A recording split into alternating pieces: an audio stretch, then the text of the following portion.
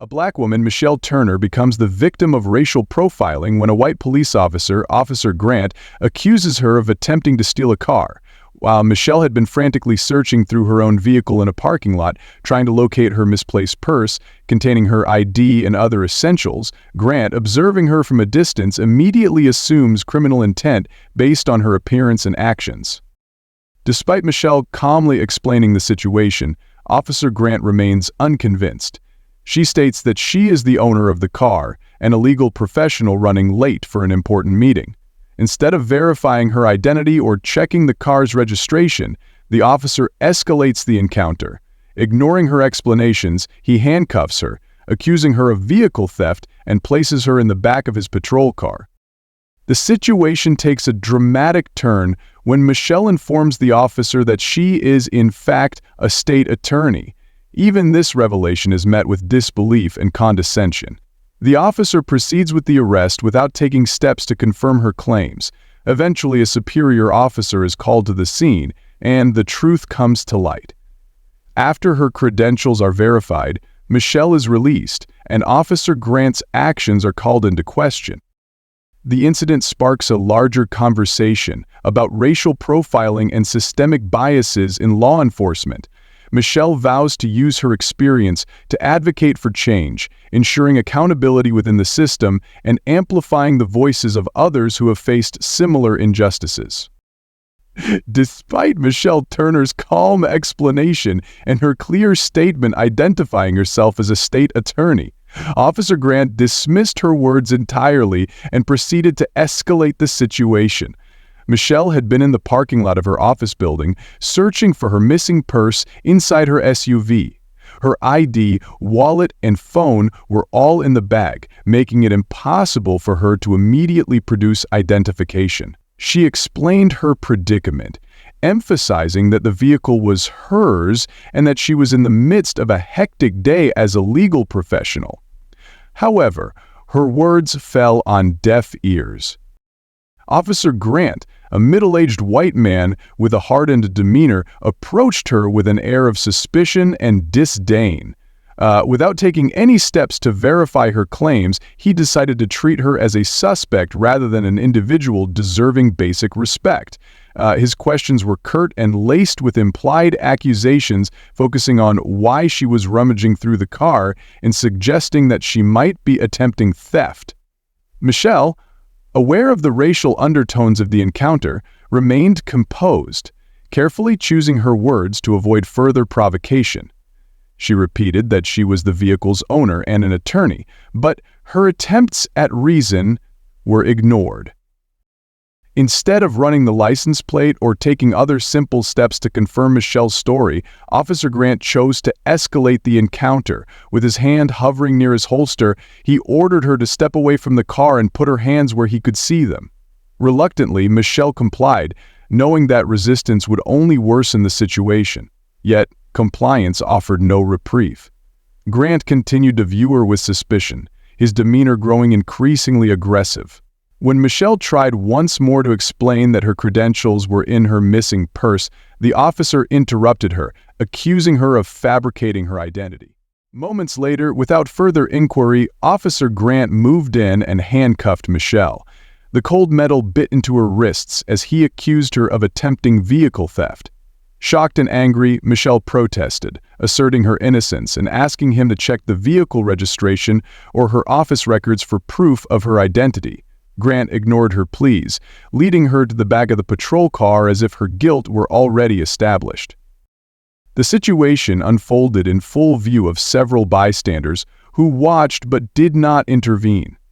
Michelle's position as a state attorney, someone who had dedicated her career to upholding justice, made the incident all the more humiliating and infuriating. The fact that her race seemed to dictate how she was treated weighed heavily on her mind as she sat in the back of the police car. Officer Grant's refusal to verify Michelle's identity exemplified a blatant disregard for due process. His assumptions and prejudices had replaced standard procedure, turning what should have been a routine verification into a wrongful arrest. Michelle, though deeply frustrated, resolved to remain calm, knowing that the truth would eventually come to light. Yet, She also recognized that her experience was part of a larger pattern of systemic injustice, one she intended to confront head-on once she was released. This was not just about her. It was about changing a system that allowed such biases to persist. Michelle Turner, a respected state attorney, found herself in a situation she never imagined, handcuffed and sitting in the back of a police car. Her wrists ached from the tightness of the cuffs, and the stale smell of the car's interior only heightened her growing frustration. Michelle had spent years fighting for justice, advocating for fair treatment under the law, yet here she was treated as though she were a criminal. The absurdity of the situation weighed heavily on her, but she remained outwardly composed. She knew better than to let her anger show, even as it simmered just beneath the surface. Officer Grant, the man responsible for this wrongful arrest, stood outside the vehicle with an air of smug satisfaction. He leaned casually against the door, his body language radiating confidence, as though he believed his actions were beyond reproach. From the moment he arrived in the parking lot, Grant had made up his mind about Michelle. Her explanations, her insistence that she owned the car, and her repeated statements that she was a state attorney, all of it fell on deaf ears. To Grant, she was simply a suspicious figure, and that was enough for him to assume guilt. Michelle had tried to reason with him, even as the situation escalated. She had explained that her identification was in her missing purse and had urged him to check the car's registration or contact her office to confirm her identity. But Grant had dismissed her suggestions outright, refusing to engage with the possibility that she might be telling the truth. Instead, he had taken her compliance as an admission of guilt, ordering her into handcuffs and leading her to the patrol car without conducting any further investigation. As she sat in the back seat, Michelle glanced out the window. The parking lot, bathed in the afternoon sun, was almost empty. A few passers-by had slowed down to observe the unfolding scene, their faces a mix of curiosity and discomfort. No one intervened. Michelle felt their stares like a weight on her shoulders, a silent reminder of how alone she was in this moment. Her mind raced with thoughts of how this could have been avoided if Officer Grant had simply taken a few moments to verify her story. Instead, he had chosen to escalate, driven by assumptions and biases that Michelle knew all too well. When they arrived at the police station, Michelle was led into a holding cell. The transition from the bright open parking lot to the dimly lit confined space felt jarring. The cell was cold, the concrete walls bare and uninviting. Michelle sat down on the hard bench, her back straight, her expression carefully neutral.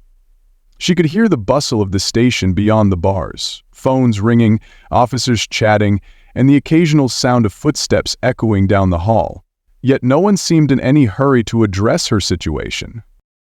Grant, meanwhile, remained as smug and dismissive as ever. He made no effort to check her credentials or verify her ownership of the vehicle.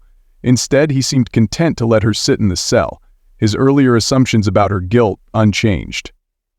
Michelle watched him through the bars as he spoke with another officer, his posture relaxed, as though this were just another routine arrest.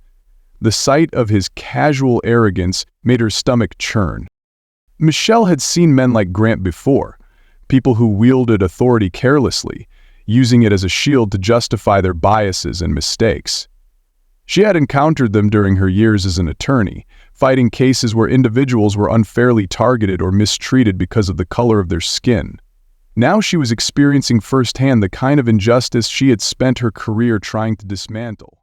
Her thoughts turned to how she could navigate this situation. She knew she had to remain calm and strategic. Any outbursts or display of frustration would only reinforce the narrative Grant had already constructed about her. Still, it was difficult to suppress the anger bubbling inside her. The fact that she had to endure this humiliation when a simple phone call or database check could clear everything up was infuriating. Hours passed, and no progress was made. Grant continued to avoid taking any meaningful steps to resolve the situation. When Michelle asked to speak to a supervisor, he brushed her off, claiming that she would have to wait her turn. His tone was condescending, his demeanor dismissive, as though her request wasn't worth his time. Michelle clenched her fists, the cold metal of the handcuffs digging into her skin. She took a deep breath, forcing herself to stay composed. Finally, another officer approached the holding cell, a younger man who seemed slightly uneasy about the situation. He glanced at Michelle, then back at Grant, as though questioning the necessity of her detention. "Have you checked her story yet?" the younger officer asked, his voice hesitant. Grant scoffed. "She says she's a state attorney," he replied, his tone dripping with skepticism. "But she doesn't have any ID to prove it. For all we know, she's just making it up." The younger officer frowned but said nothing further. Michelle could see the doubt in his eyes, but it was clear he didn't have the authority to challenge Grant directly. She felt a flicker of hope that someone might finally intervene, but it was quickly extinguished when Grant waved the younger officer away and returned to his desk, leaving Michelle alone once again. As the hours dragged on, Michelle's frustration grew. She thought about the missed calls and urgent messages piling up on her phone, still sitting somewhere in her SUV. She thought about the colleagues who must be wondering where she was and why she hadn't shown up for her meeting. Most of all, she thought about the countless others who had been in her position, wrongfully accused, treated as guilty without evidence, and left to navigate a system that often failed to protect them. Eventually, Michelle's attorney arrived at the station. Mark Reynolds was a sharp, experienced lawyer with a calm yet commanding presence. He wasted no time confronting Grant about his actions. "Did you verify her identity?" Mark asked, his tone measured but firm. Grant bristled. "She doesn't have any ID," he replied defensively. Mark didn't back down. "And did you think to check the vehicle registration? Or perhaps call her office to confirm who she is? Because I can assure you, Officer Grant, you've made a serious mistake." Under Mark's pressure, the station's supervisor was finally brought into the situation. It didn't take long for the truth to come to light. A quick check of the vehicle's registration and a call to Michelle's office confirmed her identity as the state attorney. The supervisor apologized profusely, ordering Michelle's immediate release. As Michelle walked out of the station, her hands finally free of the cuffs, she turned to face Grant one last time. "Next time, try listening before making assumptions," she said, her voice steady and resolute. Grant avoided her gaze, his smug confidence now replaced by a flicker of uncertainty. For Michelle, this wasn't just about clearing her name. It was about exposing the systemic failures that allowed incidents like this to happen. She knew her fight wasn't over, it was only beginning. This experience had given her a new sense of purpose, and she was determined to hold those responsible accountable, not just for herself, but for everyone who had been wrongfully treated under similar circumstances. Feeling trapped in an unjust situation, Michelle Turner, a state attorney who had been wrongfully arrested, decided it was time to take action. Seated in the cold, dimly lit holding cell of the police station, she leaned forward, her mind racing with thoughts about how to resolve this ordeal. Her wrists still ached from the cuffs that Officer Grant had so carelessly placed on her hours earlier, and her frustration was mounting with every passing minute. Michelle knew the legal system well enough to understand that this wasn't just about one officer's mistake. It was about systemic failures that disproportionately affected people like her. Determined to stand her ground, she requested a phone call and dialed the number of her trusted colleague Mark Reynolds. Mark, a seasoned attorney with a reputation for his sharp legal mind and unshakable composure, answered immediately. "Michelle," he said, his voice calm but concerned. "What's going on?" Michelle briefly explained the situation, her tone steady despite the simmering anger beneath her words. She described how Officer Grant had dismissed her explanation, refused to check her credentials, and escalated the situation into an unwarranted arrest. Mark listened carefully, then reassured her. "I'll be there right away," he said firmly. "We'll get this sorted out." Within the hour, Mark arrived at the station. Tall and confident, he walked into the precinct with the air of someone who had handled many high-stakes cases before. His tailored suit and commanding presence immediately drew attention. Officers glanced at him as he strode purposefully toward the front desk, where he introduced himself and requested to speak with Michelle. "I'm here to represent Miss Turner," he announced. "I'd also like to speak with the officer responsible for her detention." The officer at the desk hesitated, clearly taken aback by Mark's direct approach, but eventually directed him to the back, where Michelle was being held. As Mark entered the holding area, Michelle stood up, her shoulders straightening with relief at the sight of her colleague. "Mark," she said, her voice calm but tinged with gratitude. "Thank you for coming." Mark nodded. "You shouldn't be here in the first place," he replied. Then, turning to Officer Grant, who stood nearby with his usual smug expression, Mark's tone shifted. It was sharper now, authoritative. "Officer Grant," he began, "I'd like to understand why my client, a state attorney, is being detained under these circumstances." Grant crossed his arms, his confidence faltering slightly under Mark's piercing gaze. "She was acting suspiciously," he said defensively. "No ID, rummaging through a vehicle looked like she was trying to steal it." Mark raised an eyebrow. "And did you verify her claims? Did you check the vehicle's registration to see if it matched her name, or contact her office to confirm her identity?" His voice was calm but carried an undeniable edge. Grant hesitated, his posture stiffening. "She didn't have any ID," he repeated. "What was I supposed to do, just take her word for it?" Mark's eyes narrowed. "Yes, Officer Grant, you could have started by doing your job properly by investigating the situation instead of jumping to conclusions. Instead, you chose to escalate and arrest her without any real evidence. That's not only negligent, it's unlawful." The tension in the room was palpable as Grant shifted uncomfortably under Mark's scrutiny. Another officer entered the area, sensing the growing confrontation. Mark turned to this new arrival, a younger officer who appeared less confident than Grant. "I need to speak with your supervisor," Mark said firmly. "Immediately." Within minutes, the station supervisor, Sergeant Collins, arrived. A middle-aged man with a weary expression, Collins glanced between Mark and Grant, clearly aware that the situation had escalated. "What seems to be the issue here?" he asked. Mark wasted no time. "The issue, Sergeant, is that my client, Michelle Turner, of state attorney, has been wrongfully arrested based on assumptions and biases rather than facts. Officer Grant failed to verify her identity or check the vehicle registration before detaining her. This is a blatant violation of her rights." Collins frowned, his gaze shifting to Grant. "Is this true?" he asked.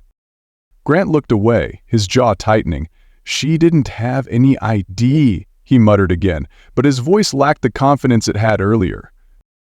Collins sighed and turned to another officer. "Run a check on the vehicle's registration," he ordered. "Now." The room fell silent as the officer quickly accessed the database.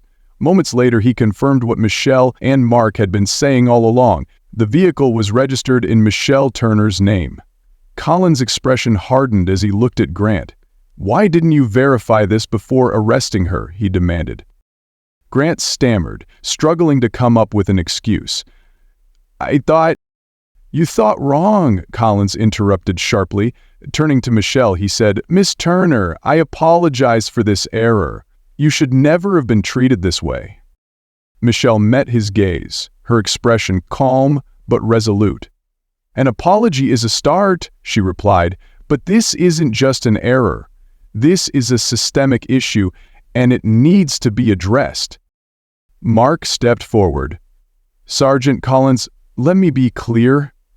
If Michelle isn't released immediately, and if corrective action isn't taken against Officer Grant, we will escalate this to higher authorities. This department will be held accountable." Collins nodded. "Understood. Ms. Turner will be released immediately, and there will be an internal investigation into this incident." As the officers moved to release Michelle, she turned to Mark. "Thank you," she said quietly. Mark placed a reassuring hand on her shoulder. "This isn't over, Michelle. We're going to make sure this doesn't happen again. Not to you, not to anyone." Once free, Michelle walked out of the station alongside Mark. The late afternoon sun felt warm on her face, a stark contrast to the coldness of the station she had just left. She took a deep breath, her mind already shifting from relief to resolve. This wasn't just about her wrongful arrest. It was about addressing the larger issues that allowed incidents like this to occur in the first place. Mark glanced at her as they reached the car. "What's the next step?" he asked. Michelle's eyes hardened with determination. "Accountability," she said. "For Officer Grant, for this department, and for the system that enables these biases. This fight isn't over." Mark nodded. "Then let's get to work." In the days that followed, Michelle filed a formal complaint against Officer Grant and began working with community leaders to shed light on the systemic failures within law enforcement. Her story sparked a broader conversation about racial profiling and the need for reform, and Michelle vowed to use her position as a state attorney to push for meaningful change. This incident, though deeply troubling, became a turning point for Michelle. It fueled her resolve to fight for justice, not just for herself but for everyone who had been wrongfully targeted or silenced. With Mark by her side and a community rallying behind her, Michelle knew she was ready to take on the larger battles ahead. As Michelle Turner sat in the holding cell, her mind raced with thoughts of the unjust treatment she had endured. Hours had passed since her arrest, and no one had taken steps to confirm her identity or investigate her claims. Finally, the station's supervising officer, Sergeant Collins, arrived to review the situation. His presence brought a shift in the atmosphere. Where Officer Grant had been smug and dismissive, Collins exuded a more composed and professional demeanor. Collins began by questioning Grant, whose confidence visibly wavered under his superior's scrutiny. "Officer Grant," Collins said, his tone firm but measured, "can you walk me through the steps you took before making this arrest?" Grant hesitated, his arms crossed defensively. She didn't have any ID and she was acting suspiciously, rummaging through her car. "I had reason to believe she was attempting theft," he replied, though his voice lacked the authority it had earlier. "And did you verify the vehicle's registration?" Collins pressed, his brow furrowing. Grant shifted uncomfortably. No, sir. She claimed it was her car, but without ID, Collins interrupted, his tone sharp. Let me stop you right there. So, you chose to escalate the situation, arrest her, and bring her in without confirming her story? You had access to tools to verify her identity or the vehicle registration, yet you didn't use them. Is that correct? Grant's face reddened. "I was just following protocol," he muttered. Collins' eyes narrowed. What protocol exactly justifies ignoring basic investigative steps and jumping to conclusions based on assumptions? The sergeant then turned to another officer. "Check the vehicle registration and any recent reports on this car," he ordered. Within minutes, the truth came to light. The SUV was indeed registered to Michelle Turner, and there were no reports of theft or suspicious activity linked to it. The information confirmed what Michelle had been saying all along. Sergeant Collins turned back to Grant, his expression stern. "This is unacceptable. You arrested someone without probable cause, failed to verify critical details, and escalated a situation that should have been resolved on the spot. This is not how we do our job." Grant opened his mouth to respond but closed it again, realizing there was little he could say to defend his actions.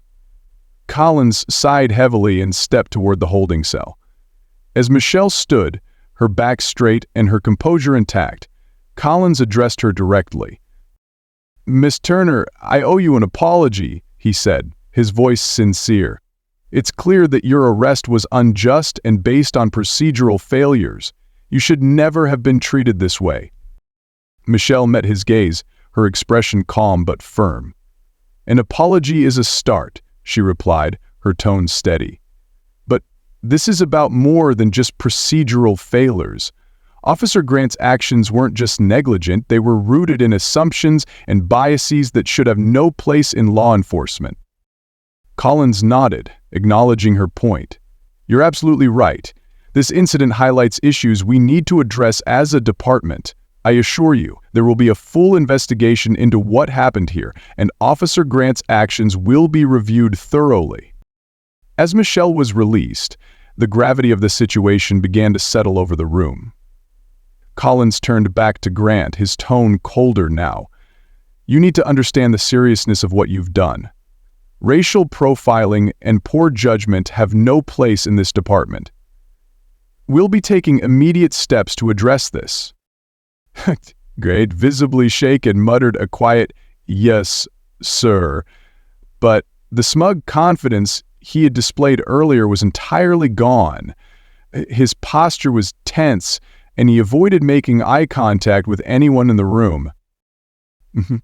Michelle, now free, adjusted her suit jacket and glanced around the station. The officers avoided her gaze, their expressions ranging from discomfort to shame. Turning back to Collins, she said, "I appreciate your apology, Sergeant, but this can't end here. There are systemic issues at play, and unless they're addressed, incidents like this will keep happening." Collins nodded again. "You have my word, Ms. Turner, that this will be taken seriously. Officer Grant will be held accountable, and we'll be reviewing our protocols to ensure this doesn't happen again." Though Michelle appreciated the sentiment, she knew that words alone wouldn't be enough. This was about more than one officer's poor judgment. It was about a system that allowed such biases to persist unchecked. As she left the station, her mind was already on the next steps. She would not let this experience be swept under the rug. Instead, she would use it as a catalyst for change, both within the department and beyond. For Michelle, this wasn't just about justice for herself. It was about ensuring that no one else would have to endure what she had, being judged, dismissed, and criminalized simply because of the color of their skin. The fight for accountability was just beginning, and Michelle was ready to lead the charge. Michelle Turner, now freed from the unjust detainment, stood resolutely before the officers, her composure masking the storm of emotions beneath the surface. She faced Officer Grant and the department supervisors who had convened in the station's conference room to address the situation. Michelle, a seasoned state attorney, knew that this moment wasn't just about her. It was about holding the system accountable for its failures. "I appreciate being released," Michelle began, her tone calm but firm, "but this isn't just about one officer's poor judgment. What happened to me today is a symptom of a much larger issue within law enforcement, a culture that allows racial profiling to thrive unchecked." The room was silent, the officers present listening intently, some visibly uncomfortable. Grant, who had once exuded smugness, now sat quietly in the corner, his posture rigid. His earlier confidence had crumbled in the face of undeniable facts. Michelle continued, her voice steady, yet charged with determination. "Let's be clear about what happened here. I was arrested not because I committed a crime, but because Officer Grant made assumptions based on my appearance. Despite explaining that I owned the car, despite providing clear reasons for my actions, I was treated as a suspect rather than as someone deserving of basic respect." Turning directly to Grant, she added, "You didn't verify the car's registration, nor did you attempt to confirm my identity. Instead, you chose to escalate, driven by your biases. That decision wasn't just a mistake, it was a violation of my rights." Grant's jaw tightened, but he said nothing. The room's attention shifted to Sergeant Collins, who had been tasked with managing the fallout. Collins nodded solemnly. "Ms. Turner, I understand your frustration, and I want to assure you that we take this matter seriously." Michelle's eyes narrowed slightly. "Taking it seriously means more than offering apologies," she said pointedly. "It means action, systemic change to prevent incidents like this from happening again." She then addressed the broader issue at hand, her tone shifting from personal grievance to a call for accountability. This isn't just about me. I'm speaking for every person who has been wrongfully targeted because of the color of their skin. Racial profiling is not just an individual failure, it's a systemic problem. And when departments fail to address it, they allow it to persist, eroding trust between law enforcement and the communities they are supposed to serve. Michelle's words hung in the air, and for a moment, no one spoke. She took the opportunity to drive her point further.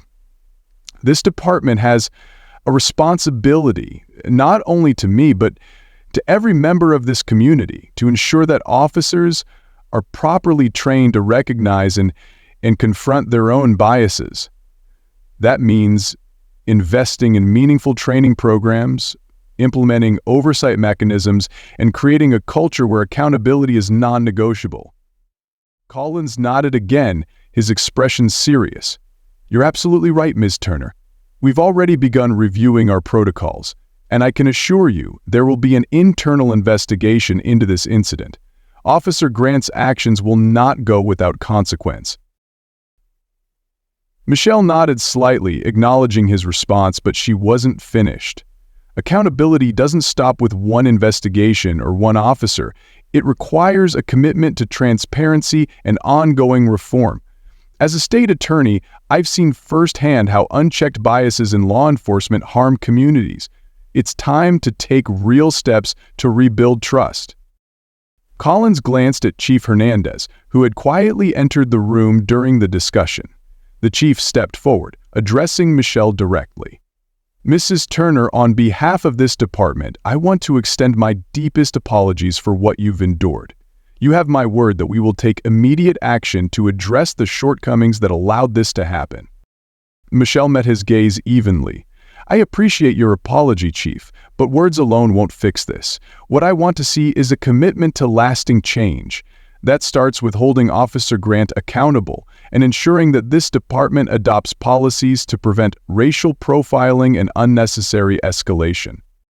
Hernandez nodded, his expression solemn. We're already consulting with outside experts to implement new training protocols. Additionally, I'd like to invite you to join our Oversight Committee to help guide these reforms and ensure we're making meaningful progress. Michelle considered the offer for a moment, then replied, I'll accept, but only if this is a genuine effort to create change and not just a way to save face. The community deserves more than empty gestures. The chief's tone grew resolute. It's not about saving face, it's about doing what's right. You have my word on that. Turning back to the room, Michelle concluded, this isn't just about fixing what went wrong today.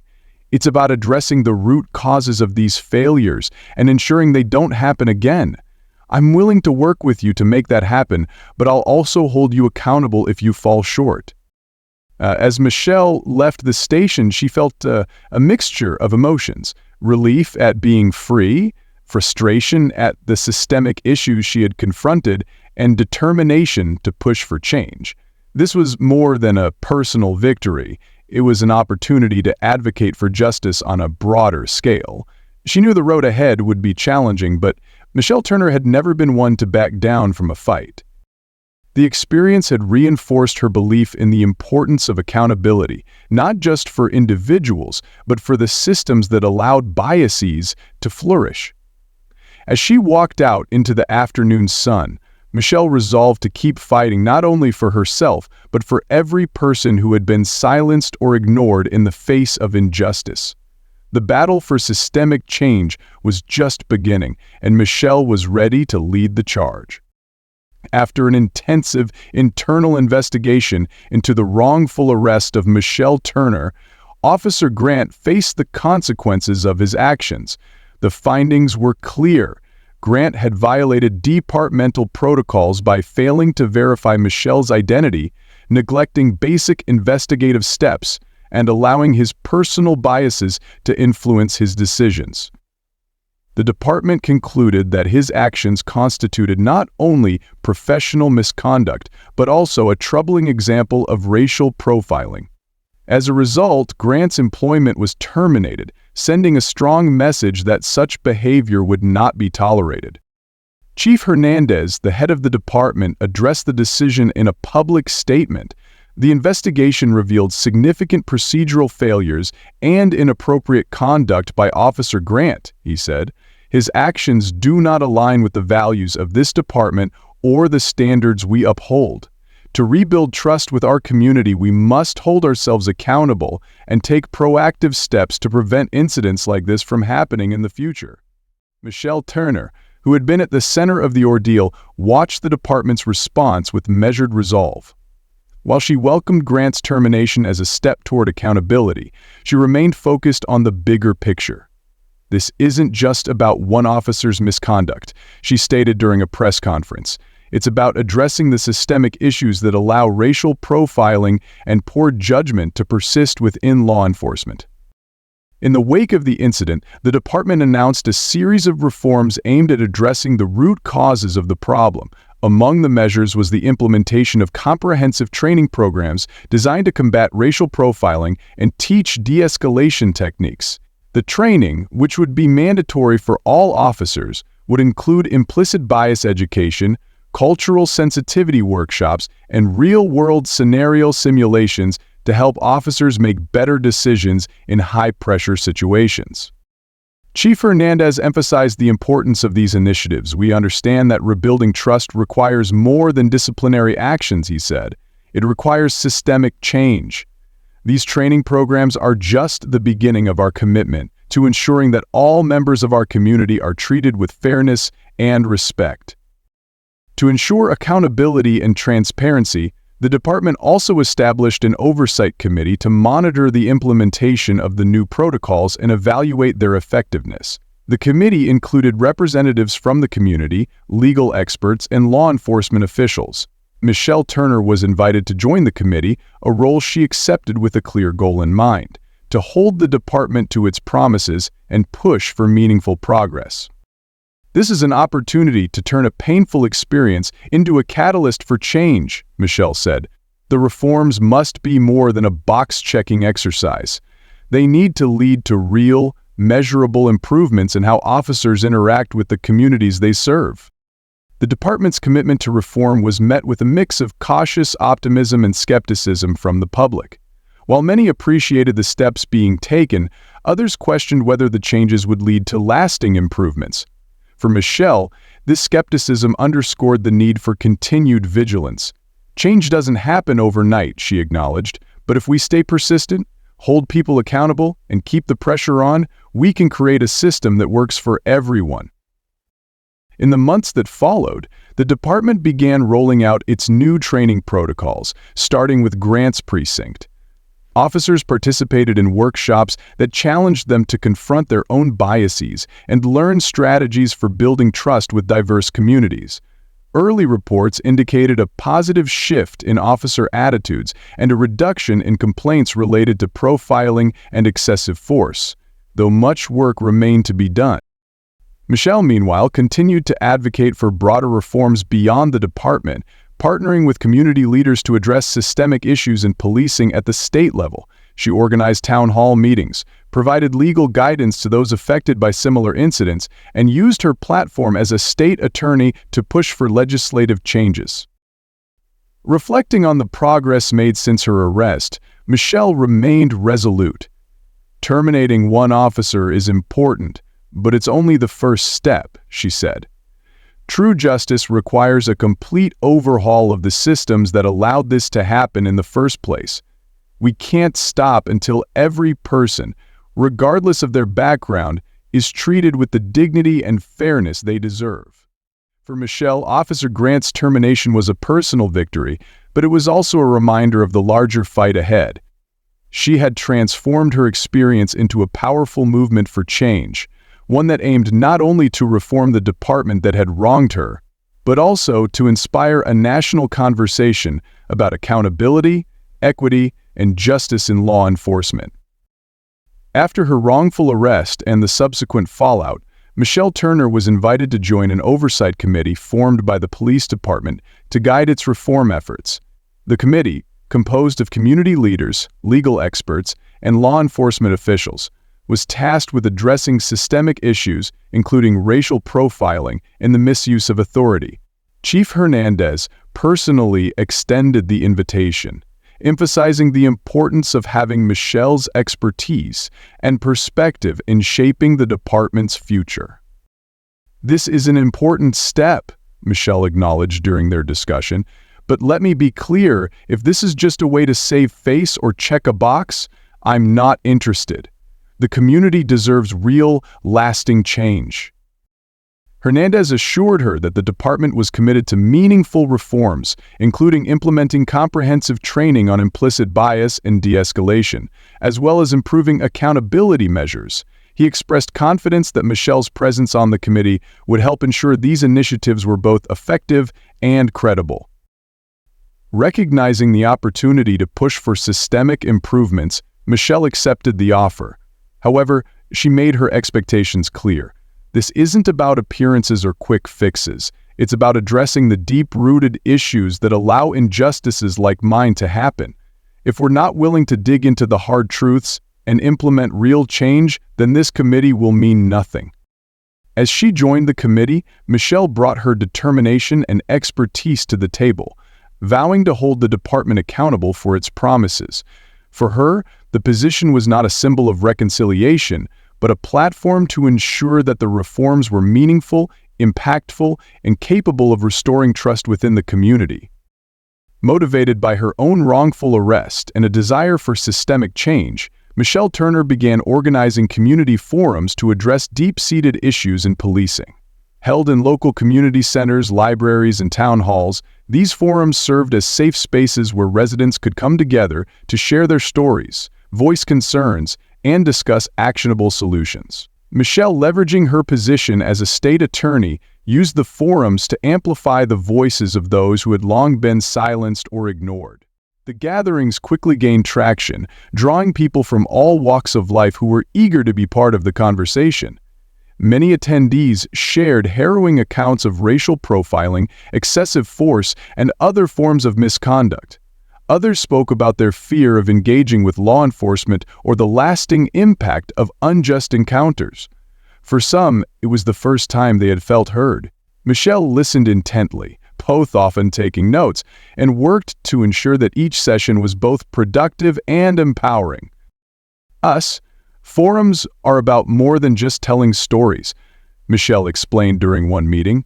They're about turning pain into progress and ensuring that the voices of this community shape the reforms we so desperately need. As the forums continued, they became a driving force for change. Michelle collaborated with activists, legal experts, and policymakers to translate the community's feedback into tangible reform proposals. From improved officer training to stronger accountability measures, the ideas discussed in these forums laid the groundwork for a broader movement. Michelle also encouraged transparency from law enforcement, often inviting local officers to attend and engage in dialogue with the community. While the conversations were not always easy, they were necessary steps toward rebuilding trust. "Real change starts here," Michelle often told attendees. "It starts with people like you sharing your experiences, demanding better, and holding the system accountable." Through these forums, Michelle not only gave a voice to the community but also helped create a platform for long-term reforms. Her efforts demonstrated the power of collective action in addressing systemic injustices and fostering a future where policing truly served and respected all members of the community. As Michelle Turner reflected on the events that had unfolded, she understood that her experience was not an isolated incident, but a window into a broader, systemic problem. Her wrongful arrest became a catalyst for change, fueling her commitment to justice and reform. While the fight against racial profiling and systemic bias would be long and arduous, Michelle felt a renewed sense of purpose. She vowed to use her voice, expertise, and platform to challenge the status quo, hold institutions accountable, and amplify the voices of those silenced by injustice. For Michelle, this was just the beginning of a larger movement for equity and fairness.